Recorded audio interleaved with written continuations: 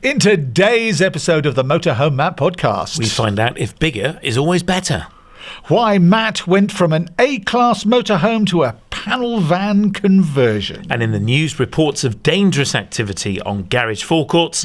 And we've got our first Alan Rogers campsite of 2025. And we answer your questions about leisure batteries discharging, running out of juice, a smelly water heater, and sodium-ion leisure batteries.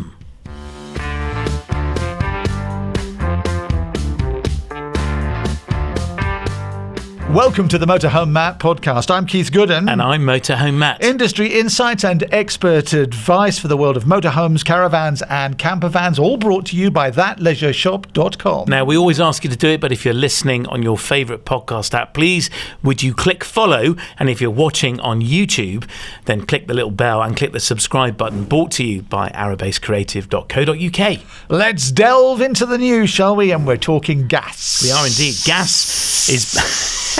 Quick, we got a leak. Gas is back in the news this time. This is serious. Listen, this time Gaslow have issued a press release.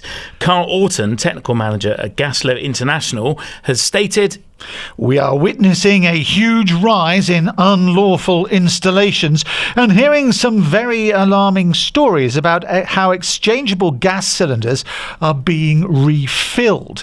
Exchange cylinders must only be filled in a dedicated filling plant by the gas supplier or their authorised filling contractor. They should not be filled at LPG filling sites such as petrol station forecourts." That's man of a thousand voices, me. Everyone the same. So I was Carl there, but what is he talking about, Matt? Yeah, so people are taking exchangeable gas bottles, so for example, Calagas or Flow Gas, and they're taking it to a fuel station and refilling it themselves, which is a really dangerous and silly thing to do. And the reason is because when you're refilling an exchangeable bottle, you don't have the overfull sensor inside. A gas bottle should only be 80% full. You have no way of knowing when it's full, and the risk is you overfill it and gas just goes everywhere, which creates a massive risk of explosion. And this is a really stupid thing to be doing. And what Gaslow are stating is that more and more reports of people trying to do this. And that why? Because they're trying to save money. So an exchangeable bottle is £30 to exchange. Filling a gas bottle of a similar size is probably £5 or £6. So it's a lot cheaper to refill a refillable bottle, but exchanging it is more expensive. Well, you've already paid a deposit for the bottle. You do. That you're taking back. Yeah. And you're saying it's going to cost you £30 for £5 worth of gas. That 6 kilos of gas, it's 35 quid thereabouts. It fluctuates around the country, but you're paying for the privilege of Cala or Flow Gas and others as well to refill the bottle for you and then issue you with a full bottle. Yeah, I understand that. Yeah. No. So if you're buying a refillable bottle, so something like a Gaslow bottle, it's the deposit on a Cala is 60 quid. You're going to spend £1,000 for a refillable gas system. And that's the problem with refillable gas, is a big outlay at the beginning. But once you've done it, it's much, much cheaper to run. You've got a refillable bottle, haven't you? I've got one, yes. Someone has very kindly just gifted me a safe fill bottle, and I wanted to go and refill it. And years ago, I used to have a V8 car that ran on gas, and I went to our local Autogas point and would fill it up. And I wanted to use it again, but I've no longer got an account. It was called Countrywide, and now Flow Gas have bought them. So I approached them to apply for a key, and this, interestingly, was the response I got from Flow Gas. Regrettably, due to commercial considerations, the changing landscape of the automotive market, and with a growing emphasis on electrification, we have made the decision not to install any new key sites or accept new applications for autogas. While we appreciate this may not be welcome news, this decision is in alignment with our long-term sustainability strategy. So, rearrange these words into a well-known phrase or saying. Ending in off. A take. Basically, it was Dear John. So I can't get an account with Flow Gas to top up my safe fill bottle. And the next nearest for me is over an hour away. So I'm not going to be doing that. So I'll be filling it maybe when I'm on a trip. But actually, it's really inconvenient for me to have a refillable gas bottle now, or at least to get to a refill point. And this is a problem. And I'm seeing this throughout the country, that increasingly gas refill sites are being shut down. So I had a conversation with gas low, about their press release, about this ludicrous behaviour of people trying to refill them on the forecourt. Which is dangerous. It is really silly. And we've invited them onto the podcast, and Carl has kindly agreed to let me interview them, and we're going to talk about the future of gas. What does it look like, and is a refill bottle worth investing in? So stay tuned. And you can leave a note in the comments, or you can drop us a message at mhmp.info/askmatt. That's mhmp.info/askmatt. It's time for our Alan Rogers Campsite of the Month with Alan himself from Alan Rogers. Good morning, sir. Morning, how are you? I'm very well, Rob. It's great to see you again. Right, where are we going this month? We're going to Switzerland for the first time. Oh, lovely. Yeah, we're going to Camping Jungfrau. Oh, okay, tell me more. Yeah, so obviously, Switzerland's beautiful country. This site is part of the Camping Lodge Group, and we gave this the Progress and Innovation Award for 2023. Progress and Innovation, what does that mean? So we award this category goes to sites which have invested heavily in infrastructure. So it's sites where they've put things on like solar panels, all that sort of good stuff that we want people to do. Okay, so kind of modernising and future-proofing the site. Yeah, excellent sanitary facilities. Obviously, given that it's Switzerland, they've got a drying room for winter sports. They do a shuttle bus to the local lifts. If you're familiar with the area, Grindelwald and Wengen are very close by. So, yeah, some really great skiing in the area. So it's open all year, is it? It's open all year, yeah. They've got about 250 pitchers, all with electric hookup, and Wow. about 50 of them are fully serviced. So those are the pitchers that have got both electric, water and waste disposal. Have you ever been on pitch. skiing in Switzerland? No, I'm more of an Austria guy, I'm afraid. Okay, yeah, same. I've never actually been to Switzerland. Done Austria, Yeah. like you, and France, Italy, but yeah, my knees wouldn't cope with it now. No, that's the problem, isn't it, when you get to our age? Yeah, so obviously this stunning scenery. Staubach Waterfall sits above the site. That's one of those world famous things that you see everywhere. You've got a visit to the Jungfrau Railway, views of the Eiger and the Monch range. So it's perfect if you're wanting to head to Switzerland. Obviously, you can book directly via the Alan Rogers website, or you can book with the Caravan and Motorhome Club. Fantastic. And where are we in the Alan Rogers pricing matrix? In the pricing matrix, we are towards the top end. Everything in Switzerland is towards the top end of our matrix. Unsurprisingly. Yeah, so you can be up towards €50 the equivalent of €50 per night. Yeah. Obviously, it's Swiss francs over there. So just tell us the name of the site once again. That is Camping Jungfrau. Fantastic. Thank you very much, Rob. You can find out more about all of Alan Rogers campsites. Just head to mhmp.info/Alan Rogers. It's the Motorhome Matt podcast. I'm Keith Gooden. And I'm Motorhome Matt. And it's brought to you with thatleisureshop.com. Now, the main part of this week's podcast, it's Motorhomes by Matt, Matt's Motorhomes. It's a Matt and it's a motorhome, and Motorhome Matt, his motorhomes. It's all about Matt's motorhome. This very week. Good. There's a lot of M's in there. Yes. Matterson. So, Matt, you've owned a lot of motorhomes. Why have you owned so many? I have a bit of a problem, yeah, it's true. I often get asked, is it, Matt, because you're so rich? No, it's definitely not. Absolutely not. If I probably didn't own so many, maybe I would be. I guess being in the trade has meant that I've had access to lots of motorhome choice, and we've taken things in part exchange, and I've kind of thought, oh, that was a good idea. That's a nice van. I'll keep that. And so I've been able to use a lot personally. And there are nearly 20 of them on the list of motorhomes that I've used personally and owned myself. That's 19. Yeah, it is nearly 20. It is nearly 20. There is a 19. Few not on this list. Yeah. So it is, around 20 motorhomes, which is too many. I mean, it's just ridiculous, isn't it? Do you think? Well, for a man who has never even owned one, yes, true. It is a lot. So I guess we started out with a big American motorhome, and I, at the time, believed that why would you spend, I guess we were probably looking at £50,000, maybe less, and that much money, and you get this tiny European motorhome when you can spend the same amount of money on an American one and you get all this space. So they're the same amount of money? Yeah. I mean, American ones are really the same price. They really pack a punch in terms of value. So at the time, I think we were probably spending about 30 grand back in the 90s.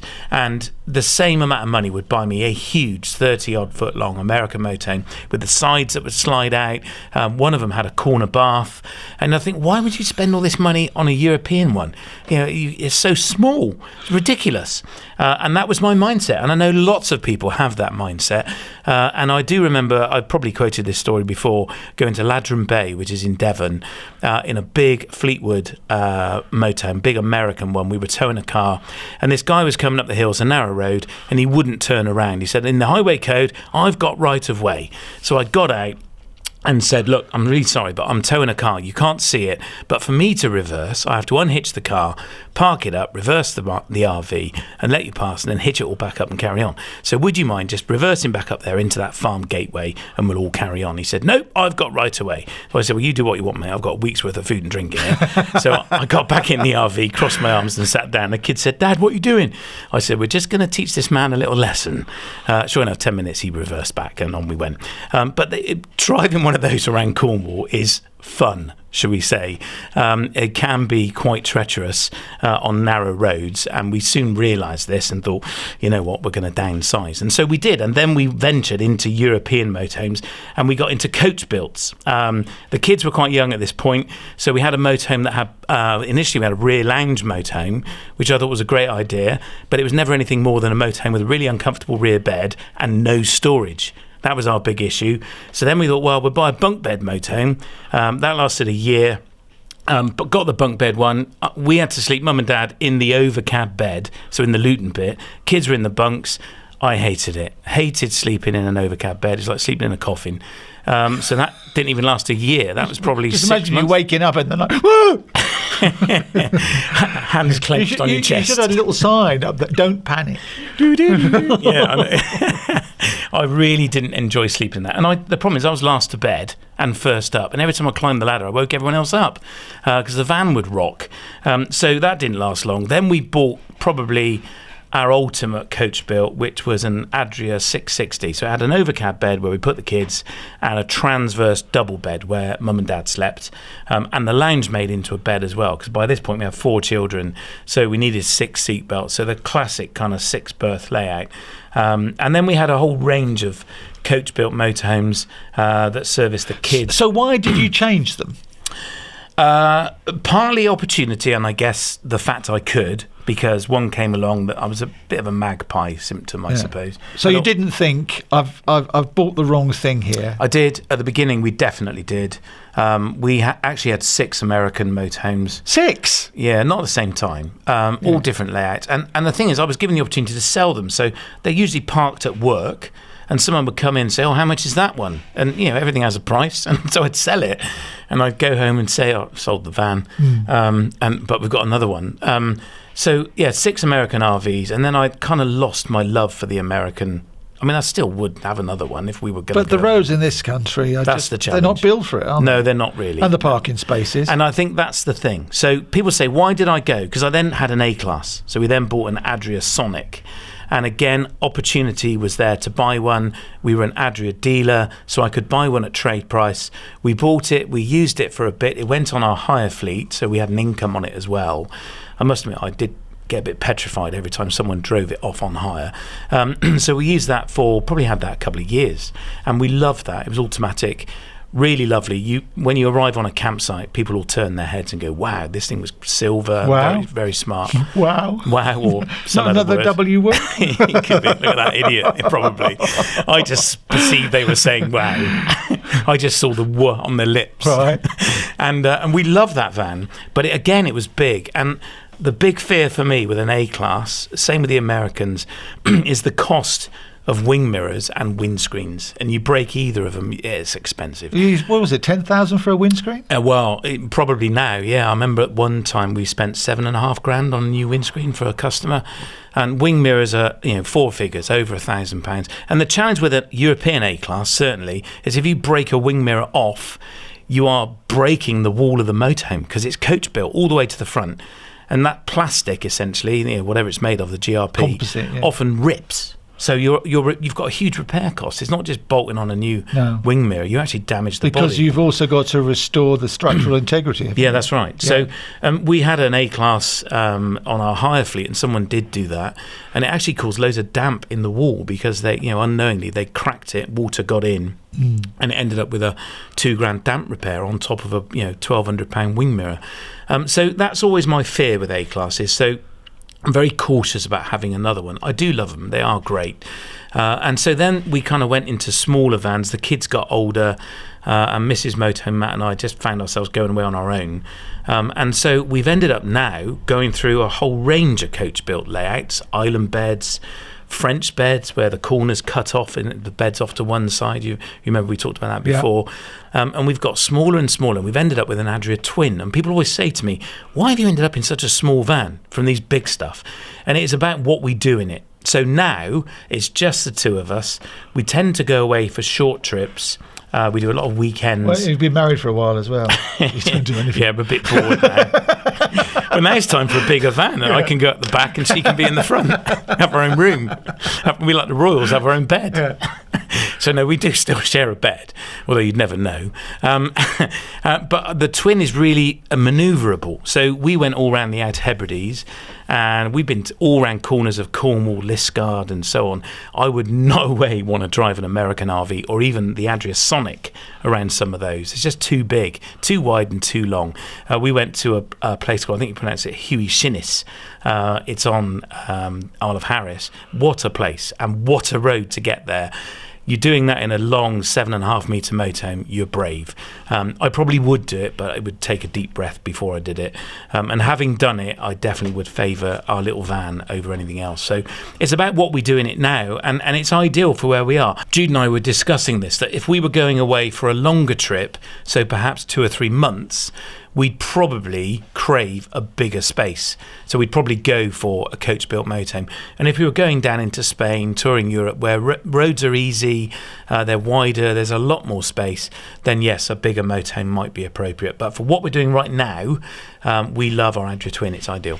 So if you're listening to this right now and you are thinking of upgrading or thinking of buying your first motorhome, I think that's the advice, isn't it? Is what you're going to be using it for, what do you need it for, and maybe plan a couple of years, maybe 3 years ahead. If you haven't had a family yet, once you have a family, what are you going to do if your family is getting older and they're turning into teenagers and they're not really that keen on coming with you right now, and in a couple of years you anticipate it's just going to be you and the missus, or you and the mister, or you could take it and drop the mister and woo-woo.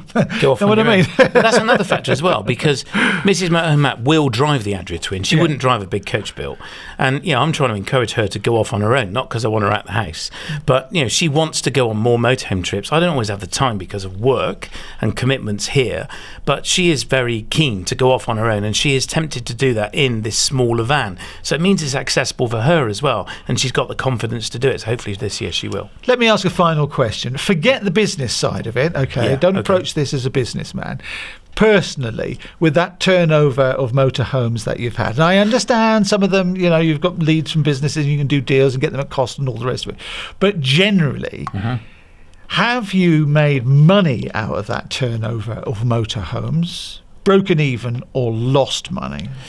Ooh, that's a good question. I mean, made money, I'd say, because I've always tried to sell them for more than I paid for them, or I've tried to sell them for what I paid for them, and we've had a period of time of use out of them. Generally, I keep a motorhome for a season and then I'd sell it, or it goes on a hire fleet for 2 or 3 seasons and then we'd sell it.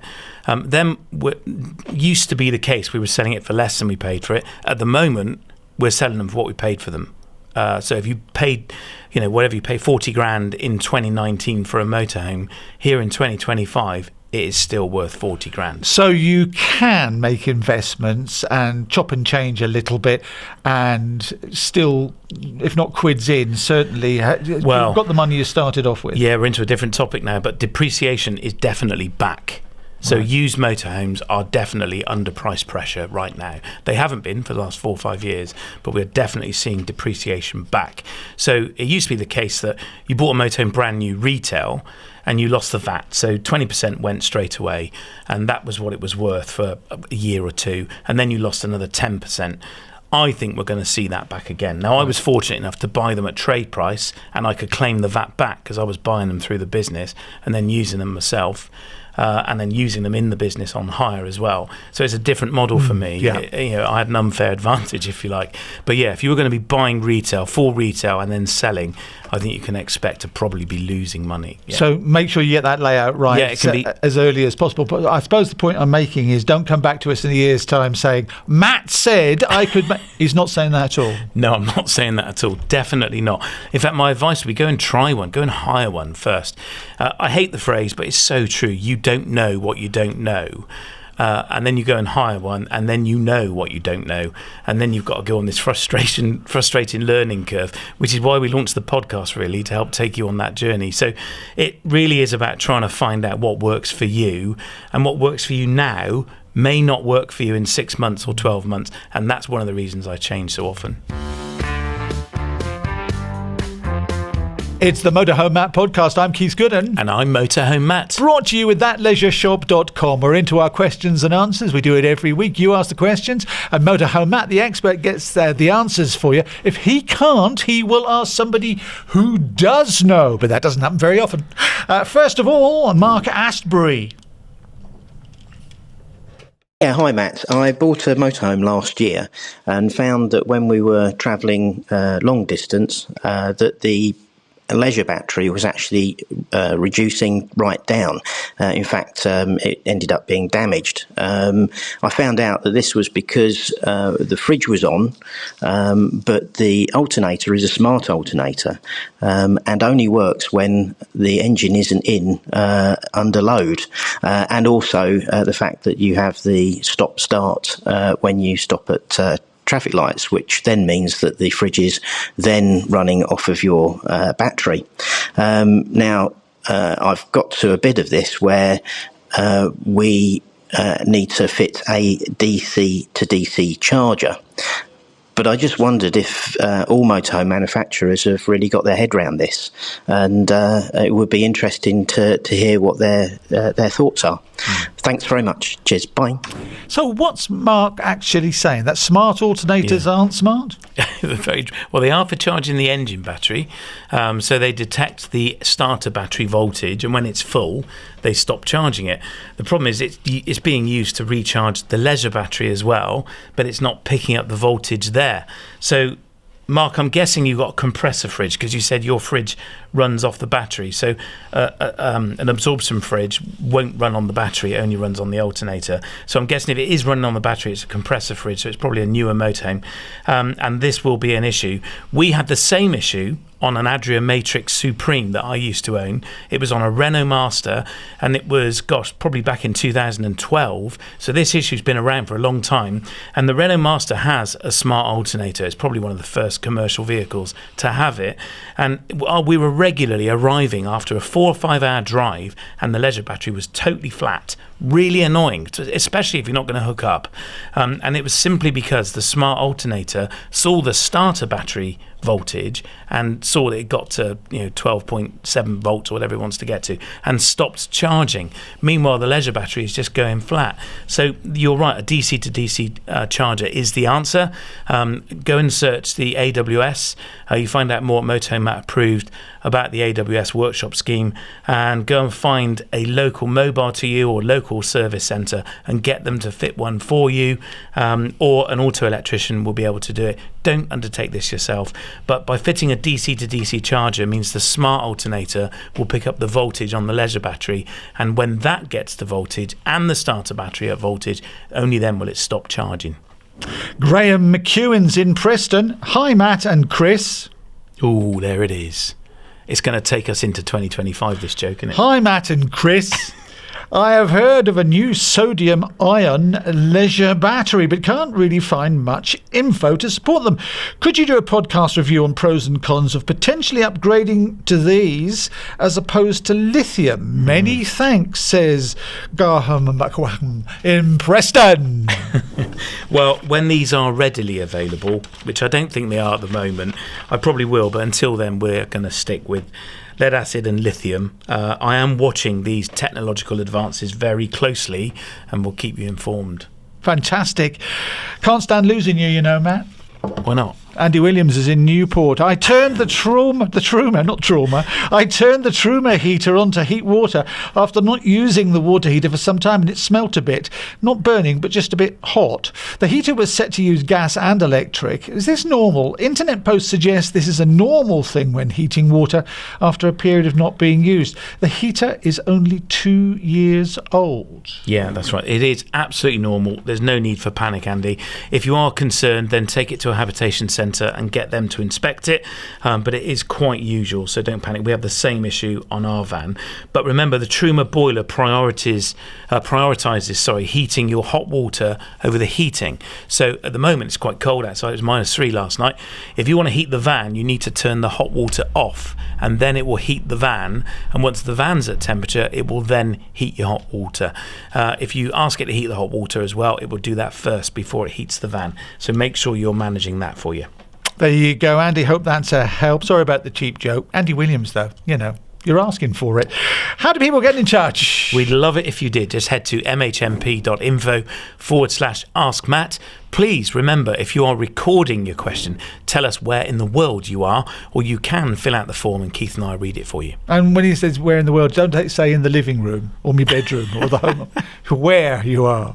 If you're looking for trusted brands and services, make sure you visit the Motorhome Matt approved directory. It's at mhmp.info/approved. That's mhmp.info/approved. And would you help us by leaving us a review? It helps spread the popularity of the podcast. You can do so at mhmp.info/review. And you can subscribe on YouTube. And of course, the YouTube vids are sponsored by arabasecreative.co.uk.